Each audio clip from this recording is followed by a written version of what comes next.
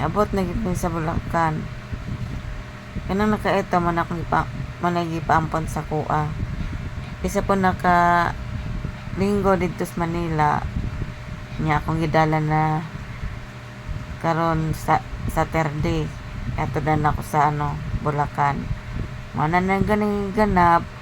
Wana ipang na siya. Ipang ayaw sa kanya yung si Milo. Yan suko na yun yung gamay. Di tindog na ng iya balahibo.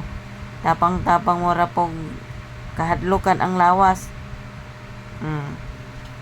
Nitapang na po na siya si Ibana kana nakaitom. Nitapang na po siya. Pinagtanggol po niya ang iyang sarili. Kay daghan man sila niya siya ra isa. Butan man na siya. Mas butan pa na sa kung tunay na mga alaga. Charing. Bye-bye.